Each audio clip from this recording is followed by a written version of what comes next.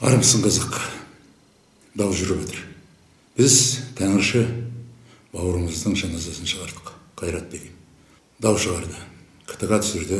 Бүткіл имам, бүткіл мен, мүслиммен, мүминмен дегендердің барлығы жаназа шықпай қалған. О, кәпірлер деп ұрғылап жатыр. Шын исламда жаназа жоқ.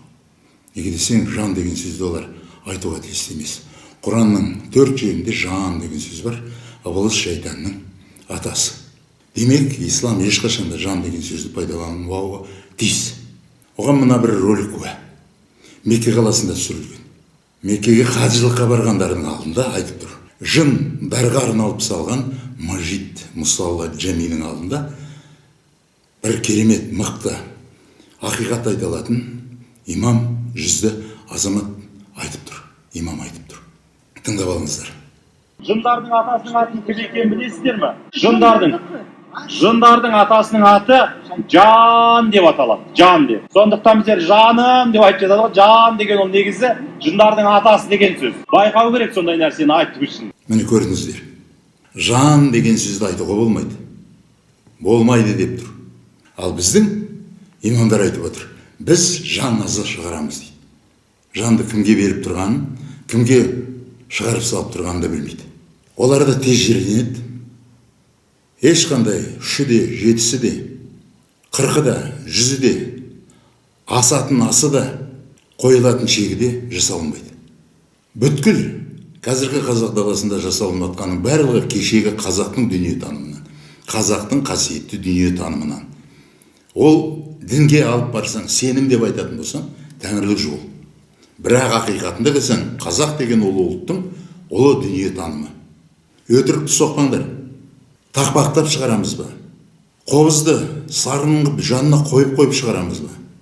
Ол қазақтың өзіне тиесілі ақ иесінің шешімі болып табылады.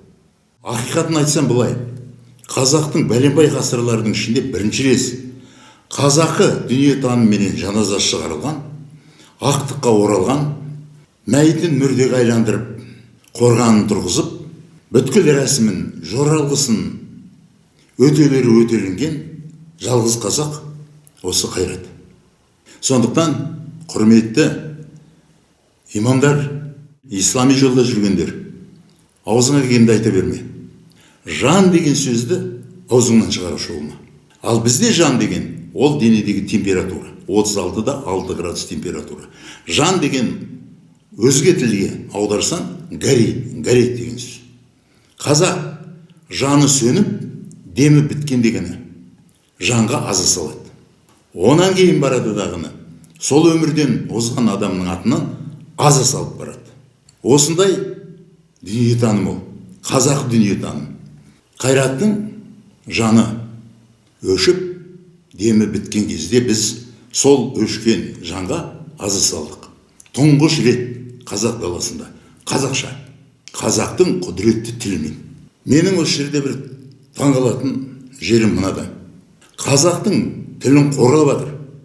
Қазақтың тілін, сөзді қорын қорғап жатқан кезде, қазақтың осы тілді қорғап жүргендерінің неге үнсіз отырғанын білмеймін. Ақындардың, жазушылардың, философтардың, филологтардың неғып отырғанын түсінбеймін. Сендердің қазақша өмірден озғаны қазақтың басында тұрып жаназа шығаратын уақыттарын келді. Сендер қазақтың ақ иесі, басында тұратын сендер, түйсігі бар, ақылы бар, білімді тұлғалар. Сондықтан ойланыңдар, қазақтың әрбір сөз үшін күресуім керек. Біздің жаназамыз ол құдіретті сөз. Оларда жан деген сөз, аза салынбайтын жан деген сөз, ыбылыстың атасы. Сау болыңдар.